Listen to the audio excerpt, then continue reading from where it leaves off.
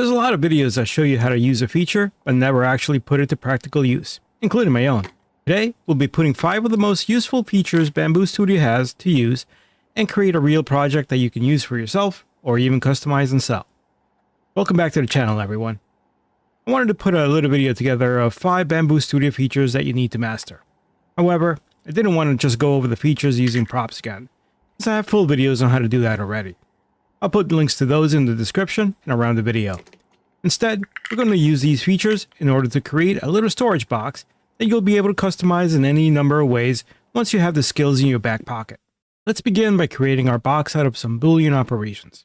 First, we need to create the lid. We're going to do that by getting 2 rounded boxes together. One will be the top cover and the other will be the inner portion that prevents it from sliding around. We'll use round numbers wherever we can since I want to avoid doing math. We'll make the big part 40 by 40 by 3.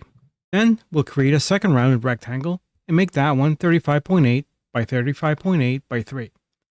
We'll center them both to make sure they are aligned, and we'll right click and merge them. Note that this isn't a Boolean merge, it's just grouping them together. They are still separate objects, unlike a Boolean union, which we'll get to later on. This allows me to move the inner piece up so that we can get it at the spot we need, which is sitting on top of the larger piece. To do this, we want to select the part in the objects list, then enter the Move tool. It's easier to work in object coordinates since we know the sizes of the parts, and I'm able to do simple math like adding 2 small numbers. I know that I need to move the center point of this object to be 3 millimeters above the other part's center point. That's the 2 halves of these objects added together, 1.5 plus 1.5. After this, we're ready to get our box base created. We'll create a 40 by 40 by 30 rounded rectangle box.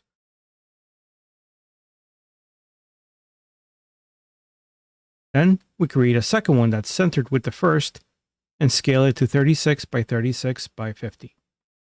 The height on this one doesn't matter much. It just needs to be more than the first one. Next, we'll merge them together so we can move the second box up. We move it by 2 millimeters so we end up with a base that's got 2 millimeters thickness all around. Finally, we're ready for a Boolean subtraction. We'll take the bigger outer cube and subtract the smaller cube from it, resulting in our base. Select both cubes in the object window and enter the Boolean tool. Here we want to switch to the last option, the subtraction. Remember, we want to remove the B, or green part, from the A, the blue part. So this is exactly what we want, A minus B, or blue minus green. Make sure Keep Original Models is unchecked and click Execute. Now we have our box base. Nice and simple, and only took a couple of minutes. Now, I'm going to take a little moment to talk about something important and what you shouldn't do. I want this box to be longer, but I can't scale it. Why not? Well, because of the rounded corners. Let me show you what happens if I scale something with a rounded corner. You see the ends here and how they're distorted? That's because scaling also scales the rounded edges, which we don't want to happen. So what do? Well, that's where the Cut tool comes in, and how we can use it to get around this problem. I'm going to show you real quick here on this box, then we'll apply it to our base and lid. We'll open up the Cut tool and rotate the cut axis 90 degrees on the Y, so we cut from the top down. We'll select Cut to Parts and make our first cut on the left side. That leaves us with 2 pieces. Select the right side, the bigger piece, and repeat the process again.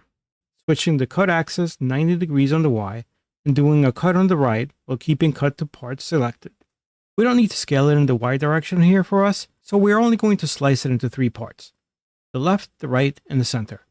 Then we scale the center any amount we want in the X direction. Then we reattach the 2 sides. That keeps our rounded corners intact. This technique is called 9-slice scaling, where you divide a cube into 9 separate pieces so that the 4 corners are isolated and don't scale. Just the inside parts do. After all the cut operations are done, you can simply Boolean union them, and we now have one solid piece again. We're going to do the same to our base and lid, but we'll need to be mindful of the sizes so that everything fits correctly. We start with the base and perform our cuts, using the movement property to move the cut tool minus 10 millimeters to put the cut tool on the left side and performing our cut.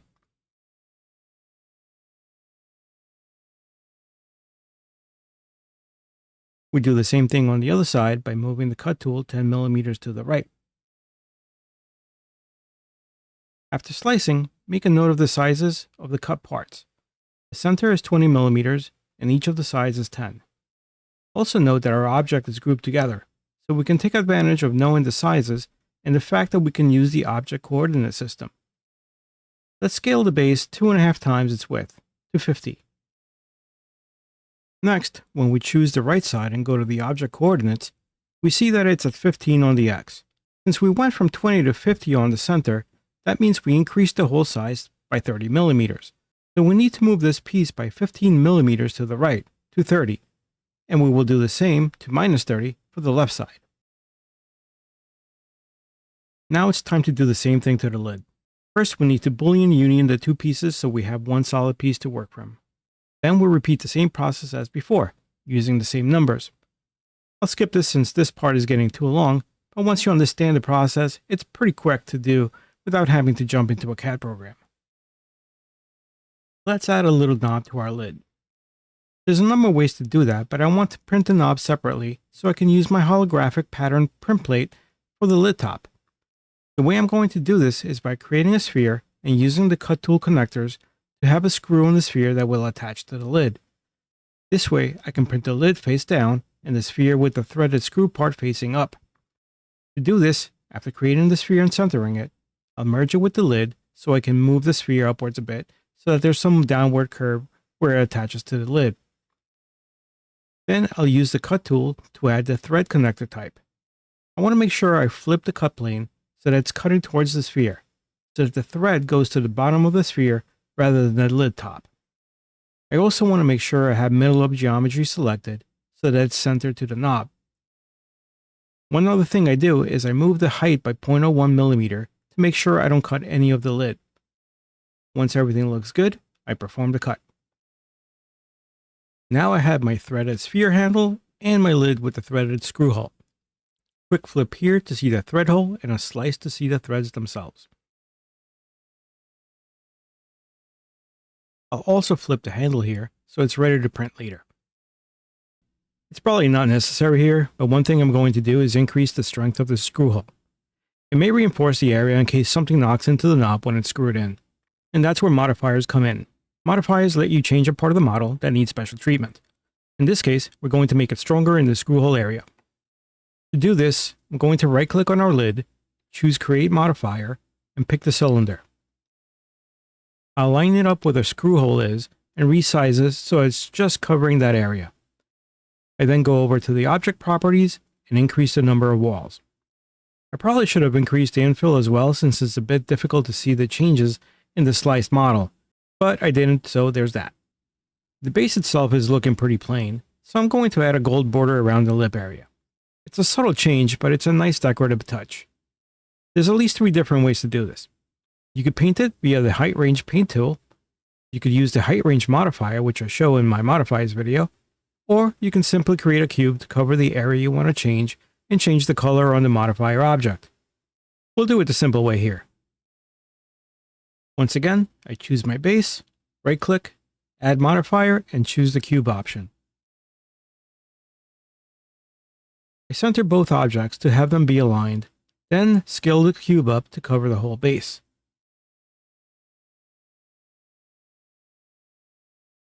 I then shrink the cube and move it up so that only the lip section of the base is contained. I change its color and slice to see how it looks. That looks pretty stylish to me. Next, we're going to add some text to the lid. We're going to use the text tool for this, but we're going to make that text a modifier, just like we did for our base using the cube. We're going to do it this way since we're printing with the top of the lid on the print plate, so the text can't extrude from the lid. It has to be inset. We flip our lid, so the top is facing up and enter the text tool. I'm going to be honest here, I had to do this about 5 times because the text tool is very buggy in this version, which is 2.7 something. I just saw that 2.8 is out, but I don't know if any of these issues were fixed. In any case, we type our text, and then after tweaking the numbers, we change the operation to modifiers. One quick thing to mention here Even though I changed both the thickness and embedded depth, they are really the same thing when using a modifier. Since the text will be flush with the top of the lid, the thickness is going to be the same as embedded depth, so Bambu Studio will add these two numbers. In this case, it's going to be 1.4 millimeters, which is going to be 7 layers at a 0.2 millimeter layer height. To get our text as sharp as we can, we're going to tweak a few values. First, we're going to change the outer wall width to 0.35. Then, we're going to change our wall generator to Arachne. We'll then change the minimum wall width to 60%. We'll switch wall order to outer inner, and finally, give it a slice to see if things are still looking good. Everything looks fine, so we'll flip our lid once again so that the top and the text are facing down on the print plate. Finally, we're near the end here, and all I have to do is print this plate. I could print the knob on its own in a separate print, but that would mean waiting for the previous parts to cool a bit before taking off the plate, wiping the print plate, waiting for Bambu Studio to do its startup routine, then once again waiting to get the print off the plate. And I'm very lazy and try to optimize my time, so I like to print by object anytime I can. So let's go ahead and turn that on. Ignoring the time-lapse warning, we see a big red error that says the lid is too close to other things and that the base is too tall. The lid situation is simple. The base one, however, has some nuance. The trick to the base issue is that it needs to be printed last. This way you will avoid any potential crashing of other objects while printing. Simply moving the lid so its radius isn't overlapping any other clears up the first error. To get rid of the base error, we need to reorder our objects in the objects list.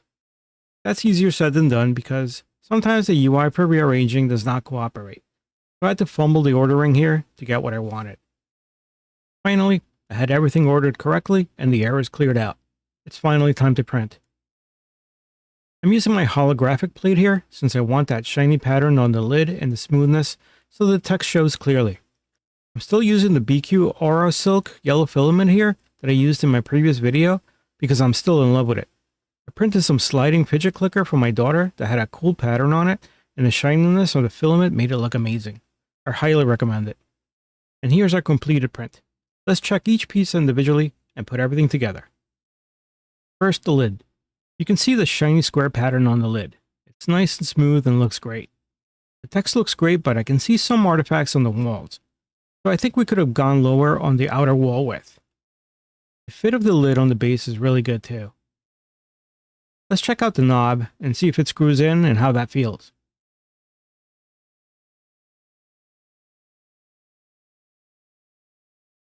That's really good. I'm really happy with that.